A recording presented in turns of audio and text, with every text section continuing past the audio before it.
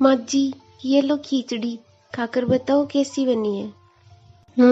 बहू, तूने इतने प्यार से बनाई है तो अच्छी ही होगी। माँ दुर्गा को भोग लगा दिया ना। हाँ माँ जी, मैंने माँ दुर्गा को खिचड़ी का भोग लगाकर भोग की खिचड़ी बाकी की खिचड़ी में मिला दी थी, तभी आपको दी है। ये कहानी है रतनपुर की, जहाँ शारदा नाम की एक गरीब बूढ़ी औरत अपने बेटा बहू के साथ रहती थी। शारदा का पूरा परिवार माँ दुर्गा का परम भक्त था। बहू गरिमा भी बहुत संस्कारी थी। भले ही घर में अन्न धन की कमी थी, फिर भी सब एक दूसरे को बहुत ख्याल रखते थे। भले ही थोड़ा बहुत भोजन बने, पर सब लोग माँ दुर्गा को भोग लगाकर ही खाते थे। गरिमा का पति सुजीत एक दुकान पर बिजली का काम करता था। एक दिन खंबे की बिजली ठीक करने के दौरान उसके पैर का बैलेंस बिगड़ गया और अचानक ऊंचाई से गिरने के कारण सुजीत को गहरी चोटें आई। किसी तरह उधार पैसे लेकर शारदा ने सुजीत का इलाज करवाया, पर सुजीत अब बिस्तर पर था। अब वो काम पर नहीं जा सकता था, इसलिए घर की हालत बहुत खराब हो गई। हे दुर्गा माँ, मेरे परिवार की रक्षा करो, हमारे दुख दूर करो माँ। मेरा बेटा जल्दी से ठीक हो जाए, उसे इस हालत में देखा नहीं जाता। माँ जी, ये लो रोटी खा लो। बहू, तूने खाई है ना रोटी? तू माँ बनने वाली है, ऐसे में तेरा अपना ख्याल रखना बहुत जरूरी है।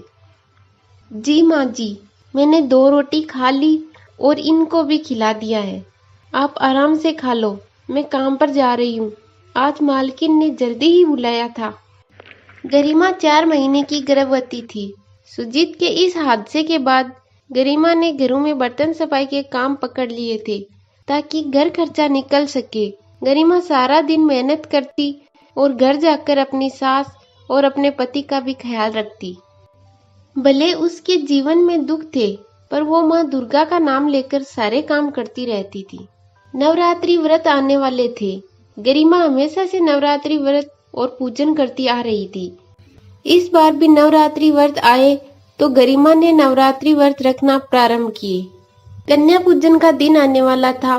गरिमा पूरे विधि विधान से माँ दुर्गा के नवरात्रि व्रत रख रही थी। कहते हैं सच्ची पूजा और प्रार्थना भगवान तक जरूर पहुँचती है, पर वे अपने भक्तों की सच्ची आस्था और विश्वास की परीक्षा लेने कब किस रूप में आ जाए, यह कोई नहीं जानता। ये ले गरिमा, तेरे इस महीने के पैसे। शुक्रिया मालकिन। अच्छा, मैं चलती हूँ। मुझे दोनों घरों से पैसे मिल गए। अब मैं आराम से कल कन्या पूजन का सामान खरीदकर माँ दुर्गा के नाम का कन्या पूजन कर सकती हूँ। राशन की दुकान से सामान लेती हुई घर चली जाती हूँ। फिर सुबह जल्दी उठकर प्रसाद बना लूंगी। मेरी मदद करो बेटी, मेरी मदद करो, मुझे पैसों की जरूरत है। मेरी पोती बहुत बीमार है, उसका इलाज कराने के लिए मेरे पास पैसे नहीं है। मुझे पैसे दे दो बेटी, माँ दुर्गा तुम्हारा भला करेगी। अरे अरे अम्मा जी, क्या हुआ आपकी पोती को? पिछले 1 हफ्ते से बुखार नहीं उतर रहा है। डॉक्टर ने बड़ा इलाज करवाने के लिए 5,000 मांगे हैं। मुझे पैसे दे दो बेटी, कोई भी मुझे पैसे नहीं दे रहा। सब मुझे मना कर रहे हैं, धुतकार रहे हैं। तुम चिंता मत करो बेटी, जैसे ही मेरी पोती ठीक हो जाएगी, मैं तुम्हारे सारे पैसे लौटा दूंगी। मुझ पर विश्वास करके मुझे पैसे दे दो बेटी। मुझे दुखहारी गरीब पर दया करो। मेरे बेटे बहू पहले ही इस दुनिया से चले गए। अब मेरी पोती के सिवा मेरा इस दुनिया में कोई नहीं है। गरिमा नहीं जानती थी कि उस बुढ़िया के वेश में साक्षात माँ दुर्गा उसकी परीक्षा ले रही है। माँ दुर्गा तो जानती थी कि गरिमा के पास उस समय 2 घरों से कमाई के 5,000 रुपये ही थे, तभी उन्होंने 5,000 ही मांगे। वो तो गरिमा की परीक्षा ले रही थी। गरिमा से उस बूढ़ी औरत का दुख देखा नहीं गया। हे दुर्गा माँ, मुझे क्षमा करना। मैं ये रुपए अम्मा जी को दे रही हूँ। मैं कल आपके लिए हलवा पूड़ी चने का प्रसाद तो नहीं बना पाऊंगी, पर थोड़े बतासे रखकर आपका कन्या पूजन कर दूंगी। ये लो अम्मा जी, रुपए आप रखो। मुझे ये रुपए वापस लौटाने की बिल्कुल चिंता मत करना। आप आराम से अपनी पोती का इलाज करवाओ और जब वो ठीक हो जाए तो उसे मुझसे मिलवाने जरूर लाना। जीती रहो बेटी, आज तुमने मुझ पर जो दया की है, इस दया का फल तुम्हें जरूर मिलेगा।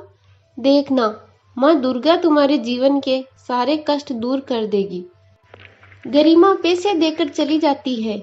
माँ दुर्गा अपने असली रूप में आती है और मंद मंद मुस्कुराते हुए अंतर ध्यान हो जाती है। गरिमा घर पहुंचती है। उसकी सास शारदा दरवाजे पर ही खड़ी थी। क्या हुआ माँ जी, आप दरवाजे पर क्यों खड़ी हो? बेटी, वो कोई लड़की आई थी और ये सामान की बोरियां रखवा गई है। बोल रही थी कि तुम ये सामान राशन की दुकान पर लिखवा गई थी और ये बाकी के बचे हुए पैसे भी पोटली में दे गई है। गरिमा सोच में पड़ जाती है। वो देखती है चना, सूजी, आटा, घी, मेवे सब कुछ बोरियों में भरा हुआ है। गरिमा पोटली खोलकर देखती है, उसमें ढेर सारे रुपए थे और साथ में वो 5,000 भी, जो उसने उस बूढ़ी औरत को दिए थे। गरिमा समझ नहीं पाती कि आखिर वो लड़की कौन थी। वो अपनी सास से सब कुछ कहती है। गरिमा, ये सब माँ दुर्गा की ही लीला है। बहू, कहते हैं ना, भगवान किसी भी रूप में परीक्षा लेने आ जाते हैं। माँ दुर्गा पहले उस बूढ़ी औरत के रूप में आई और अब एक लड़की के रूप में। उन्होंने हमें दर्शन देकर हमारे इस जीवन को सफल बना दिया। बहू, लगता है माँ दुर्गा स्वयं तुम्हारी परीक्षा लेने आई थी और देखो, वो हमारे भंडार भर गई। अब तुम माँ दुर्गा को धन्यवाद कहकर खुशी खुशी कन्या पूजन की तैयारी करो। गरिमा की आंखों में खुशी के आंसू थे।